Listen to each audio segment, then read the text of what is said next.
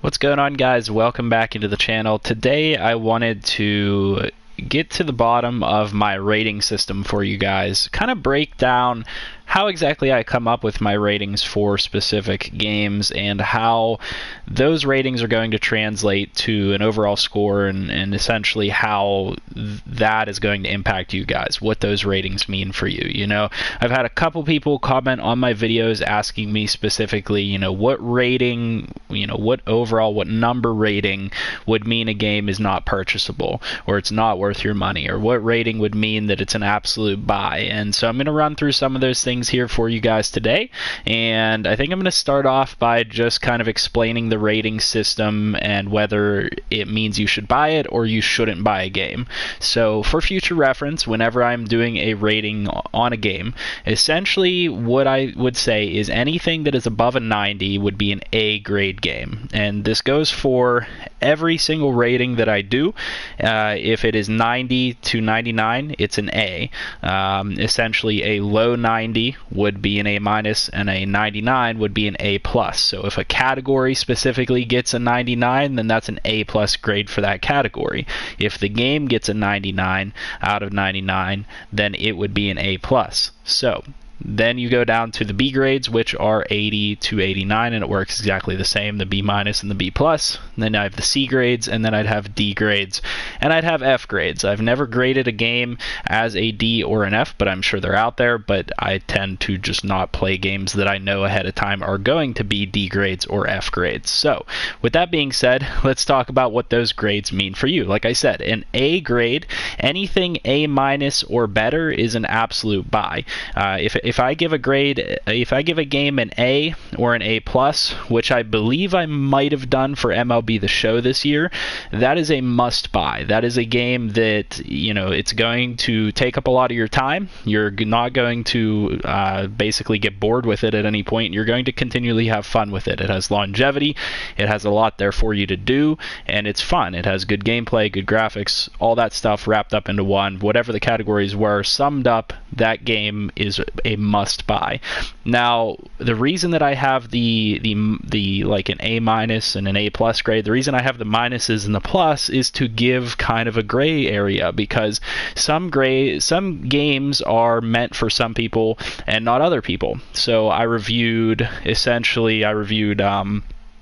PGA Tour 2K21, and PGA Tour 2K21 was a game that has a bit of gray area. It was a B minus grade. It was about an 80, and the meaning behind that is, for some people that game is a purchase, and for some people that game is not a purchase, and I'll get more into that in a bit. And with that being said, I'm going to hop into just a play now game in the back so you guys have something to look at while I talk.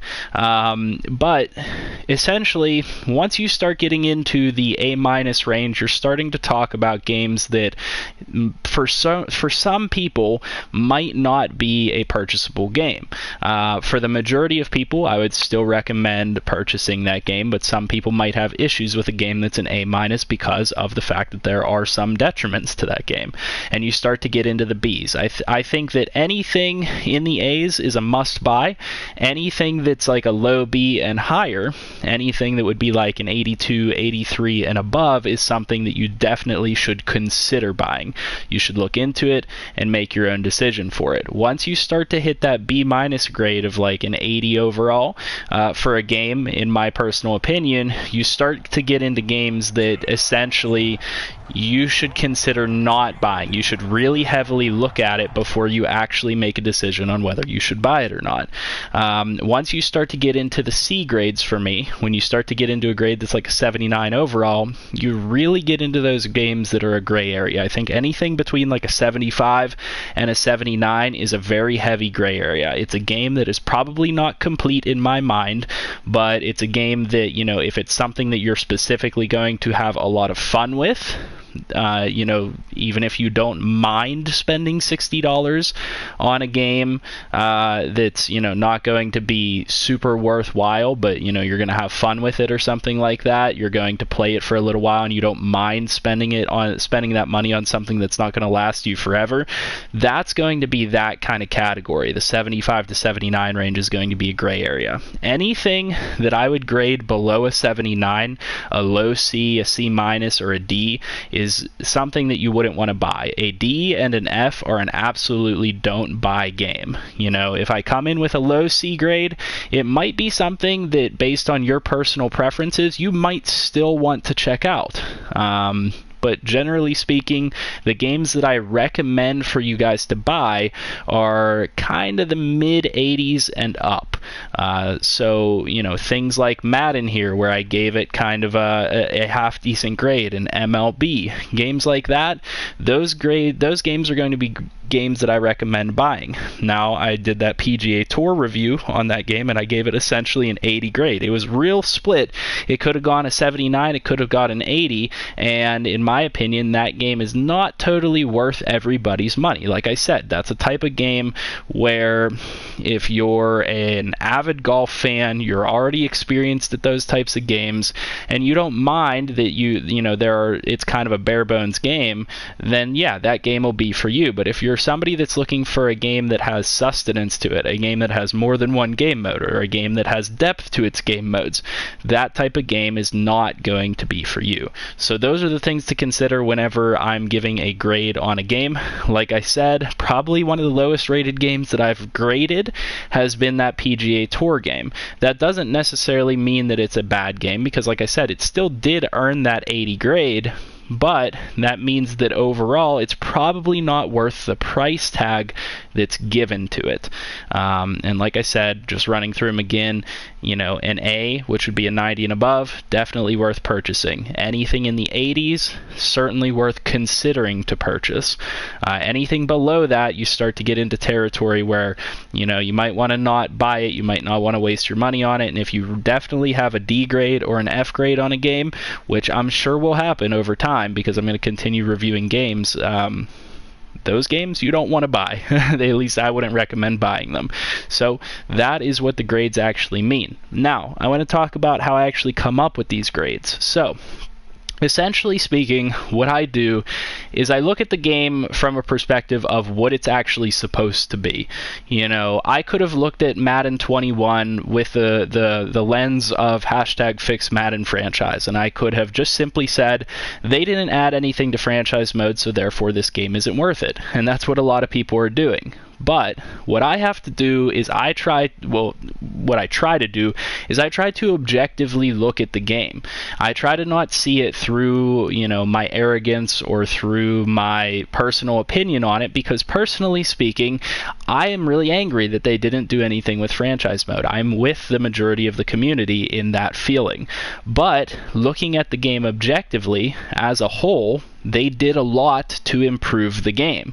They did a lot to keep you busy, to keep you interested. They added new game modes. And so what I do is I start off with a grade of the game as a base 75 overall.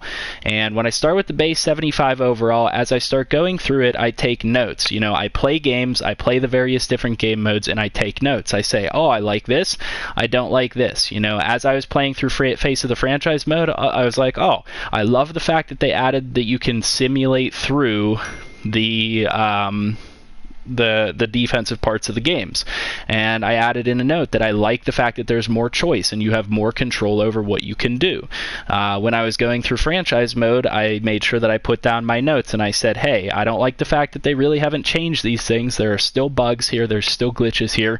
But then I had the one positive note that talked about the fact that they added in the basically generated players' faces to make them look more human. So I take away play and give points based on those notes. And if it's a very strong note, it might take away a couple points or it might give a couple points. In terms of something like adding the players' faces to the game, that was something that I felt very strongly that was very, very important. So it gave the game, or it gave the mode, a couple extra points and brought it up in terms of its rating. So I give it a number grading. I add plus or minus based on the notes that I take as I go along. Likewise with the gameplay, whenever I was evaluating it on that category, I was looking at it and I said, you know what, I really like the fact that they added this defensive line skill stick.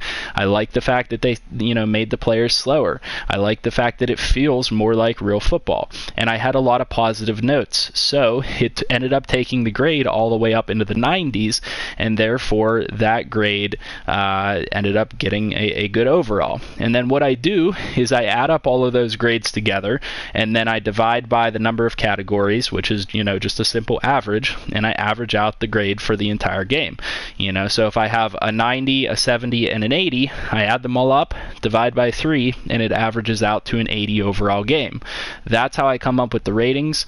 I did put a significant amount of time into this game, and I don't personally like to not put a significant amount of time into the game prior to trying to give an actual objective evaluation of that game.